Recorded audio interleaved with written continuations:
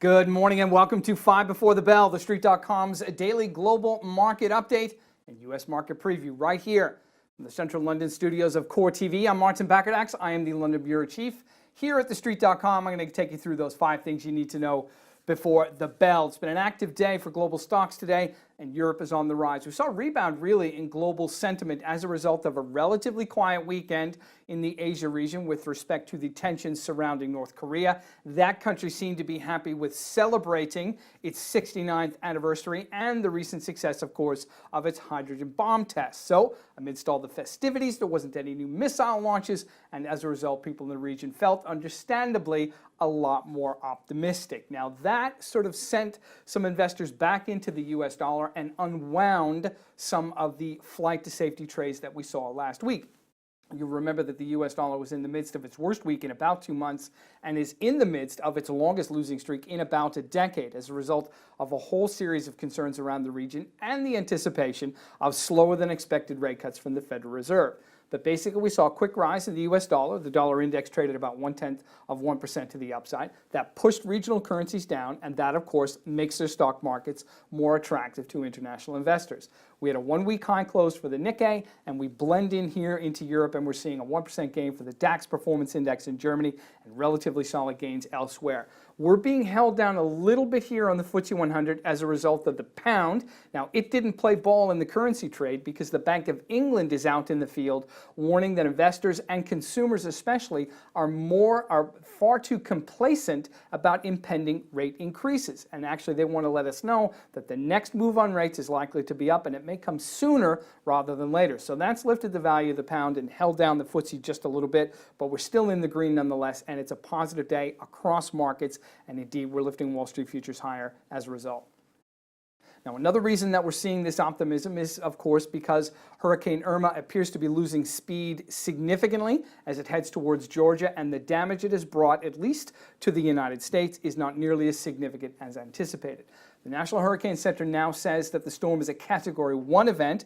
That means wind speeds of up to about 75 miles an hour. That is a lot slower than the 185 Category 5 event that we were anticipating only a couple of days ago, and the Category 3 event that hit Miami early Sunday morning. The storm is heading, as I say, up towards the Florida Panhandle and into the south part of Georgia, but it is slowing, and the NHC says it's probably going to be a tropical storm by the end of the day and a tropical depression into Tuesday, so the damage in those areas is likely to be limited. Now, the storm's path, however, did change tack very quickly and very late into Sunday morning, and that meant the trajectory, rather than going up the Atlantic coast of Florida, sent it up the west coast along the Gulf, over the city of Tampa, and again, as I say, into the Florida Panhandle. So that changed the mechanics of some of the anticipation with respect to damage, both insured and uninsured, and actually caught some people a little bit on the hop because they weren't expecting the path of the storm to come into their areas, and that created a little bit of a logjam in terms of the evacuation process. What we're looking at now, though, is about 4.9 million Floridians without power, at least at the moment,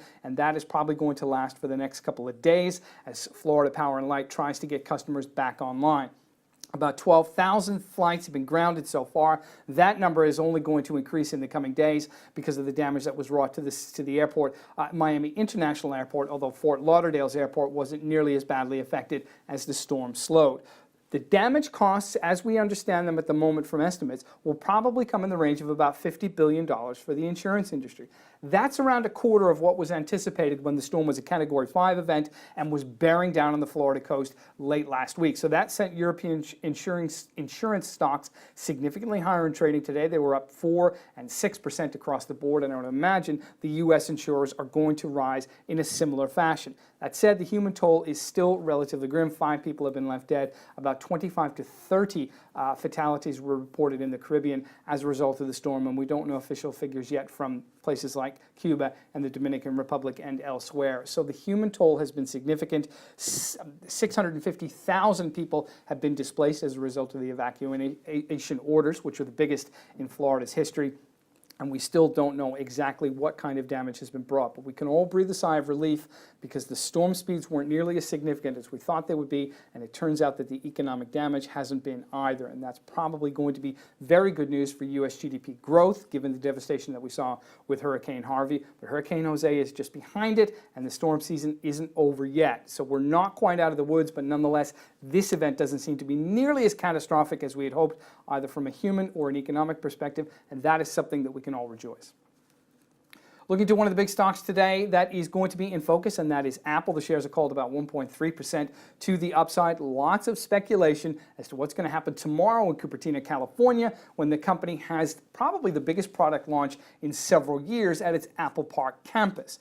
We are expecting to see 3 new iPhones, new whiz-bang Apple Watch, an upgrade to the Apple TV, and a whole lot more coming from the campus and CEO Tim Cook, who is going to step onto what is called the Steve Jobs Theater for the first time. It's really an exciting event considering we're looking at the 10th anniversary of the launch of the first iPhone and, of course, the impact it's had not only on Apple as a company, but on mobility and mobile phones all around the world. Now, the expectation is that we're going to see some facial recognition software in the new Apple, and that's going to be interesting. It may even allow you to unlock the phone and to confirm purchases with both the App Store and iTunes, which would be absolutely astonishing. The screen is going to be a little bit larger and is going to be crisper in terms of definition, as it's going to use something called OLED technology. It's also going to have no home button, at least as far as we can understand from some of the reports. But most significantly, it's going to carry a $1,000 price tag, at least according to reports. The premium edition, I should say, will carry this price tag. That's going to test the loyalty, no question about it, of Apple customers. There's lots of talk about upgrade fatigue and whether or not users are just getting tired of the product and want to move to something a little bit different like Samsung or HTC. We'll have to see how that develops, and we'll even have to see exactly what they're going to bring us. But this is a major launch, I do beg your pardon, and one of the most anticipated in years. The company, though, is approaching now $820 billion in market cap. It could be the first trillion-dollar company in history. And it only recently upgraded its sales forecast for the current fiscal quarter. So that did put to bed any concerns about there being production delays or some concerns with respect to the software in the iPhone. It's still the biggest selling product and the most important revenue contributor. So that is very important indeed from the economic and the market performance perspective. From the consumer's perspective, it comes at just the right time. It probably comes at a perfect time for the U.S. consumer spending sector, in the sense that it'll get there well ahead of the Christmas rush, and it could be, if the reports are correct, one of the most anticipated and probably one of the most popular gadget launches of all time. It has to be said, this is a company that really does exceed expectations on an ongoing basis. I don't expect this to disappoint. We're going to watch it with interest today and, of course, have a live blog and all the coverage you're going to need tomorrow when this event comes underway in Cupertino, California.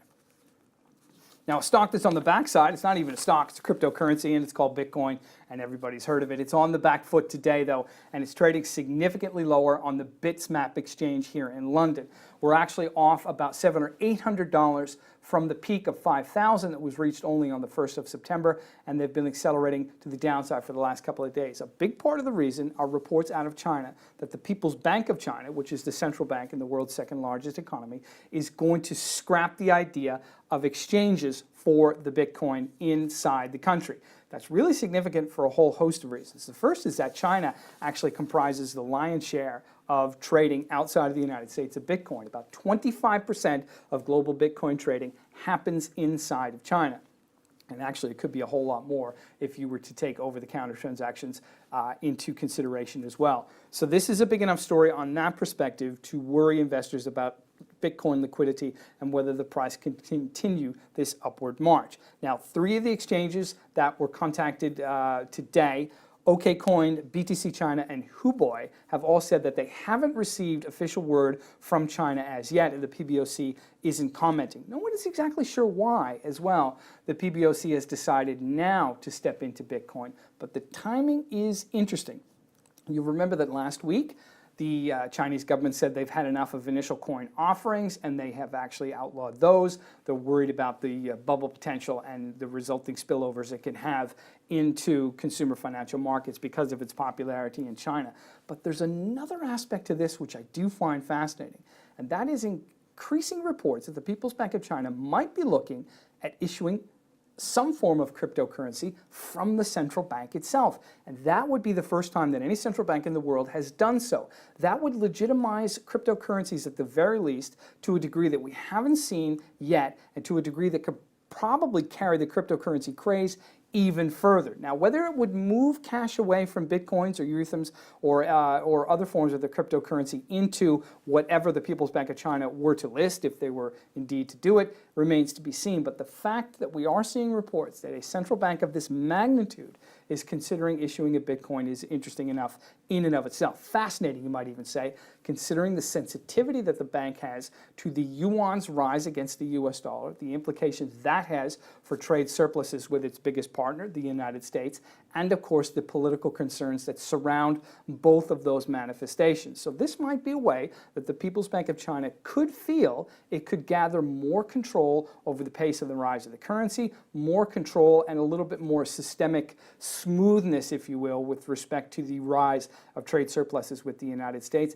and actually still maintain the competitive advantage that exporters in the world's second largest economy have. There's a lot of logic behind it. It's still speculative at this point, and Bitcoins are definitely volatile in and amongst this rumor mill of headline risk. But nonetheless, this is a story that isn't going away. Bitcoin is 600% higher than it was this time last year, and it's becoming ever more real each and every day.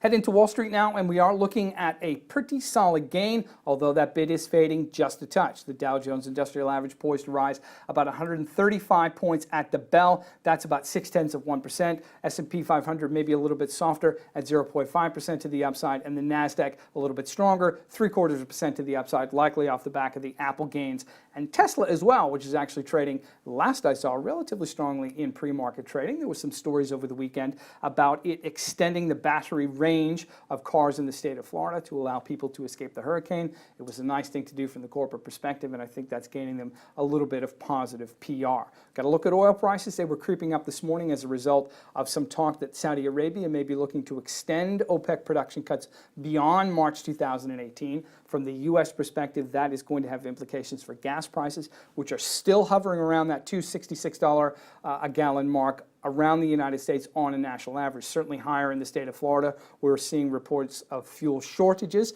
as a result of people stocking up in advance of Irma. Hopefully that will smooth out in the next couple of days, but there are going to be lumps in the pricing as a result of that panic buying going into Sunday. I don't even like to call it panic buying because in truth it's probably logic buying when you consider the warnings that we have been receiving from authorities all around the United States. But nonetheless, the fuel shortages are indeed real, and we're also going to watch the insurance stocks, as I mentioned, as a result of the downgrade of the cost implications from Hurricane Irma, from about $200 billion down to about $50, and that would be somewhere in the region of Hurricane Sandy in 2012, and the industry would be well prepared to weather that. So the stocks certainly do have some upside potential.